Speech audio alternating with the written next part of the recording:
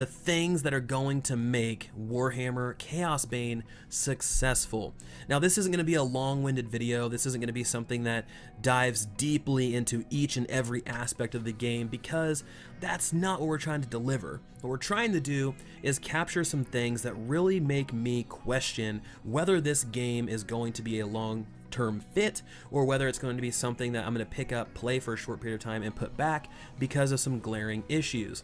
Now, all of these things are based off of videos, scenery, screenshot, information that I've been given, or not given, but provided by various YouTube videos, media outlets, articles. I've kind of scoured the web looking for everything that I can find, and what has left me wanting. So let's get into it. We're gonna jump right in, feet first. I need you all hold your breath, and let's get it up in there.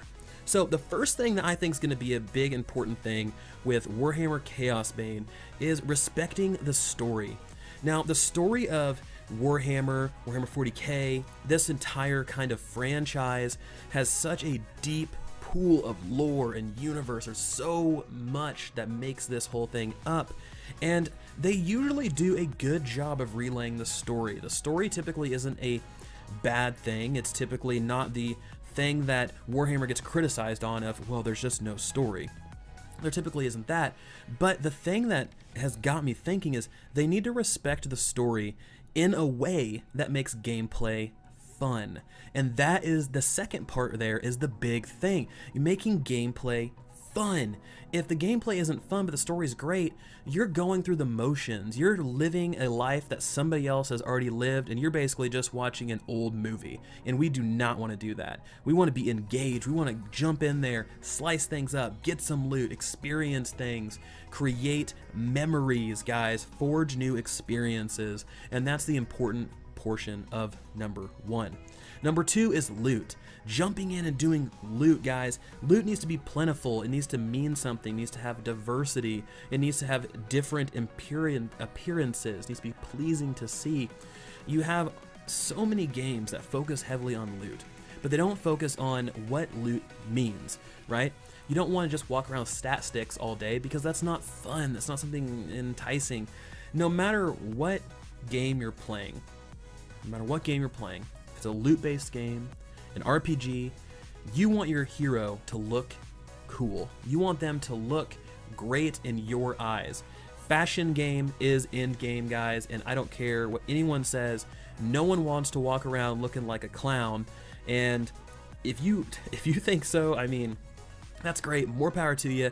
I personally can't stand it, and that is why loot needs to have good effects. It needs to be pleasing to see. It needs to be plentiful to keep the grind alive.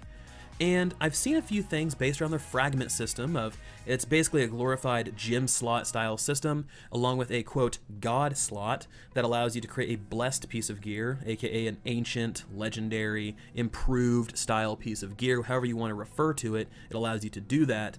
And these things give you something additional. What I've seen so far gear-wise hasn't been entirely exciting. It's been kind of boring. Plus 11 damage here, mitigation here, dodge rating there, and it's not really anything that's like, man, that's cool. That's really cool to see. A game that does this extremely well, the itemization part, is Chronicon.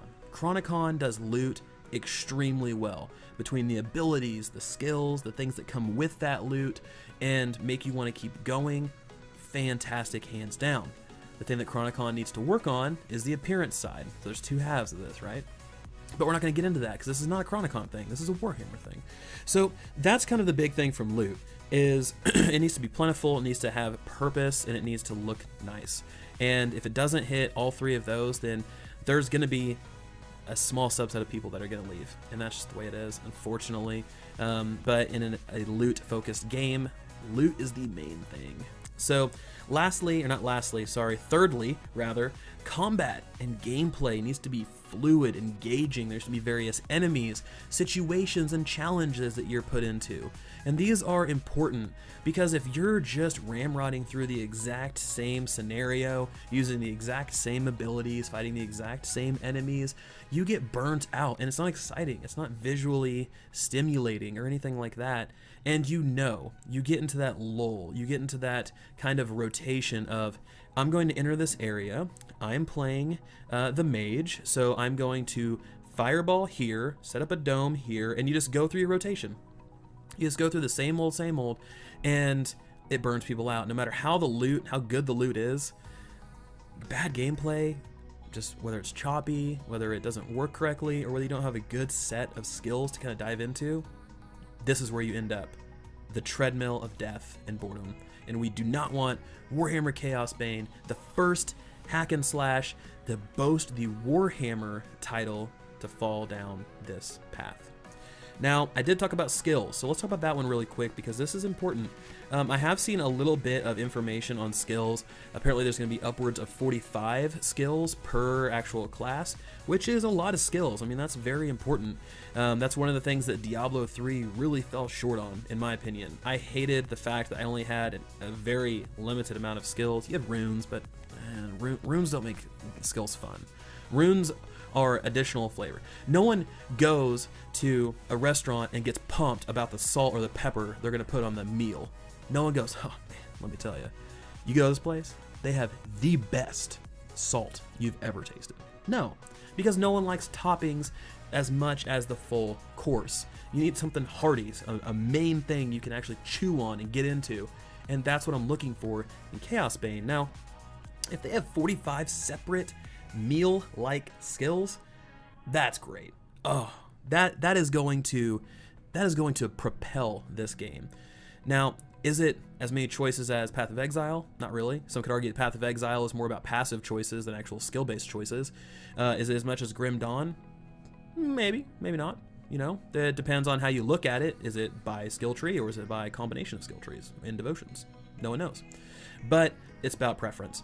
Now, if it's 45 that are, hey, here's your 10 base skills, and then we have X amount of rune-style things that are going to go on top, then we run into an issue, and we run into, once again, boring gameplay and repetitive gameplay that just kills your urge and your enthusiasm to actually fire up the game. Guys, I'm going to go through a big one, and this one does not need an introduction. It does not need to be long-winded, and that is because it is a microtransaction style comment. No microtransactions, no cash shops in this game. If there are cash shops or microtransactions, you might as well just put a bullet in it now. Don't even release it. Save yourself the money.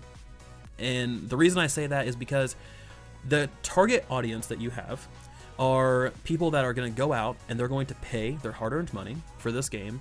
And the last thing they want to do is fire it up and get hit with a cash shop right out of the gate that pays for power. And you can pay for things like that. I don't even want to see cosmetics in there, frankly, because it's a game that might not focus fully on cosmetics. So it's one of those things where in this day and age, guys, cash shops are an immediate negative. Immediate. You cannot tell me that, oh yeah, they have a cash shop and that's positive. No. I don't even care if the cash shop is something that's like, hey, everything is a nickel and you know, it's all cosmetic. It's gonna leave a sour taste in people's mouths because it seems like they're grabbing for money. I think especially in a game like this particular, if we're staying focused on 100% on Warhammer Chaosbane, that their particular model in this game itself, it doesn't need it. It shouldn't need it.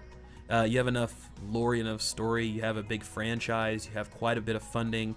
You should be able to knock out the original game and just leave it. Leave it as is. You don't have to do DLC for it. You don't have to do all this extra stuff. Just leave it, you know? Play through, let people enjoy it, you know, patch it, do some support stuff for it down the road, but you don't have to make it an ongoing live service. Guys, and then we have one more. Approachability. Approachability. I almost said accountability. Accountability is good. That's what this entire thing's about. But approachability is what we're talking about right now. And approachability is important. And the reason it's important, guys, is because this is a game that's targeting a casual platform, a casual market, and that is the Xbox and PS4 markets. You're going to have individuals that are going to be sitting around Saturday. They're going to see Warhammer Chaosbane. They have no idea what Warhammer is. They have no idea about any of this stuff. They're like, oh, dude, check it out. You know, it's 4-player.